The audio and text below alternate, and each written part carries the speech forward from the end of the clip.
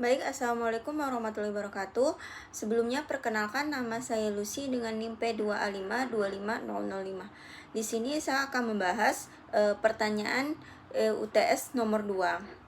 Baiklah, pada kesempatan ini saya akan menjawab pertanyaan UTS nomor 2, yaitu saya ingin mengajak kita untuk melihat secara singkat bagaimana tantangan dalam penilaian keterampilan abad ke-21 itu masih menjadi isu penting dalam pembelajaran IPA di sekolah. Nah, dalam pembelajaran IPA abad ke-21, penilaian itu tidak lagi hanya berfokus pada hasil akhir, tetapi juga pada proses berpikir dan keterampilan sosial peserta didik. Namun, dalam praktiknya, terdapat beberapa tantangan besar yang masih sering dihadapi guru di sekolah. Nah, tantangan pertama yaitu adalah kesulitan mengukur proses berpikir kritis secara objektif, misalnya pada pokok bahasan sistem pencernaan manusia.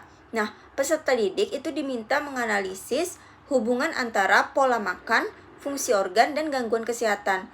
Penilaian yang hanya bertumpu pada jawaban atau laporan tertulis itu seringkali belum mampu menggambarkan proses penalaran ilmiah yang sebenarnya.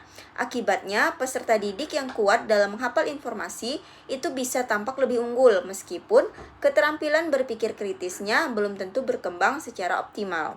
Nah, tantangan kedua adalah subjektivitas dalam penilaian keterampilan kolaborasi dan komunikasi, yang dimana pada topik pencemaran lingkungan itu melalui kerja kelompok untuk merancang solusi terhadap permasalahan lingkungan.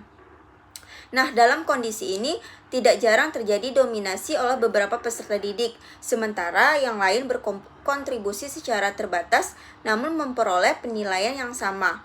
Nah, guru pun menghadapi kesulitan dalam menilai kontribusi individu secara adil karena keterbatasan waktu dan instrumen.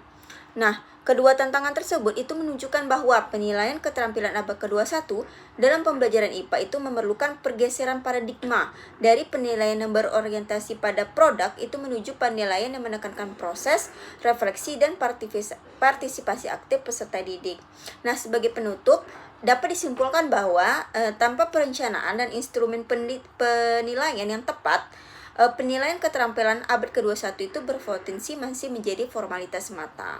Oleh karena itu, penguatan kompetisi guru dalam merancang penilaian otentik itu menjadi kunci agar pembelajaran IPA benar-benar mampu menyiapkan peserta didik menghadapi tantangan abad ke-21. Mungkin itu saja. Terima kasih.